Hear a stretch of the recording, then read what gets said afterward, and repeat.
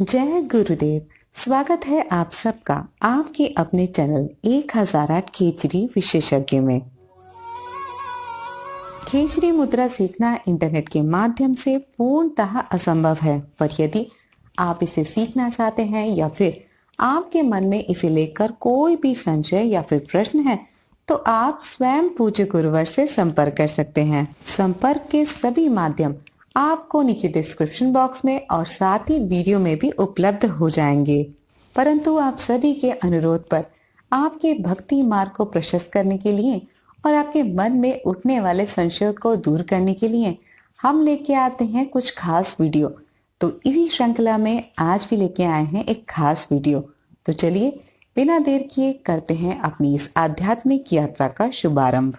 आज हम आपको बताने जा रहे हैं एक अद्भुत संत कवि के बारे में, जिनका जन्म हुआ था कर्नाटक में और उनका नाम था दासी मैया। दासी मैया एक बहुत ही अच्छे बुनकर थे।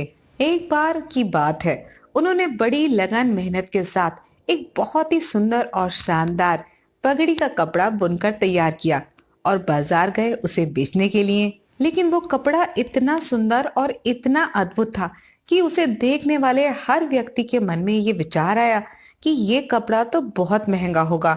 यही सोचकर किसी भी व्यक्ति ने उनसे उस कपड़े का मूल्य जानने की चेष्टा ही नहीं की। पूरे दिन तक कोशिश करने के बावजूद भी ये कपड़ा बिक नहीं पाया। हताश होकर दासी मैया घर की ओर चलने लगे। रास्ते में उन्हें एक बूढ़ा कमजोर सा व्यक्ति दिखाई दिया, जो सड़क किनारे बैठकर ठिठुर रहा था और दासी मैया को बड़ी आशा से देख रहा था और बोला कि मैं इस ठंड में ठिठुर रहा हूँ, क्या तुम अपना ये कपड़ा मुझे दे सकते हो? बूढ़े व्यक्ति की बात सुनते ही दासी मैया ने वो कपड़ा तुरंत उस बूढ़े व्यक्ति के हाथ में सौंप दिया। बूढ़े व्यक्ति ने उस कपड़े को लेकर उसके टुकड़े टुकड़े कर दिए। एक टुकड़ा उसने अपने सर पे लपेटा, एक टुकड़ा उसने अपने सीने पे लपेटा, दो टुकड़े अपने पैर पे लपेटे और दो टुकड़े उसने अपने हाथ पे लपेट दिए। इसके बाद उस व्यक्ति ने दासी मैया को देखकर पूछा कि कोई दिक्कत तो नहीं है? तो इस पर दासी मैया ने कहा कि नहीं, कोई दिक्कत नहीं है, ये कपड़ा अब आपका है, इस पर आपका अधिकार है, आप जो चाहे इसके साथ कर सकते हैं। इसके बाद दासी मैया उस व्यक्ति को अपने साथ अपने घर ले आए ताकि वो उसे भोजन करा सके। परंतु वो खुद इतने गरीब थे कि उनके खुद के घर खाने के लाले थे। जब उनकी पत्नी ने एक अतिथि को साथ में देखा तो बहुत गुस्सा हुई और बोली कि हमारे पास तो खुद खाने को नहीं है, हम किसी अतिथि को भोजन कैसे कराएंगे? इस पर दासी मैया ने उत्तर दिया कि घर में जो भी है उसे पकाकर पहले हम अतिथि को खिलाते हैं और उसके बाद खुद के लिए बाद में सोचेंगे।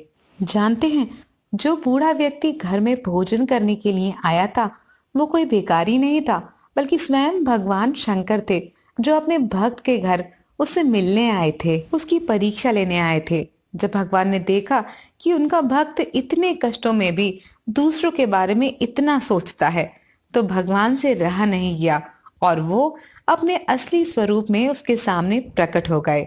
साथ ही उन्होंने एक मुट्ठी अनाज लेकर अपने भक्त के अनाज के पात्र में डाल दिया।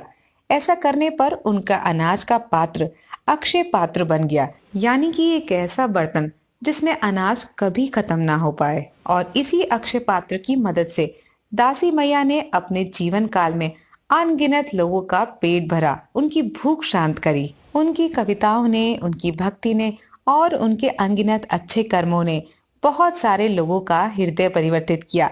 इसी कारण लोग उन्हें देवरा दासी मैया पुकारने लगे, क्योंकि देवरा का अर्थ होता है जो ईश्वर का हो। इस कहानी ने आपके भी हृदय को स्पर्श जरूर किया होगा और आप समझ गए होंगे कि ईश्वर को पाने के लिए ईश्वर के रास्ते पर चलना जरूरी है और साथ ही अपने हृदय को पवित्र रखना भी उतना ही जरूरी है। एक बात सदैव स्मरण रखिएगा कि हृदय और कर्म की पवित्रता ईश्वर के मार्ग को प्रशस्त करती है। आशा करती हूँ मेरी बातें आप तक पहुंची होगी। चलते चलते इतना ही कहूंगी कि अच्छे कर्म करते रहिए और ईश्वर से प्रेम करना कभी मत छोड़िएगा।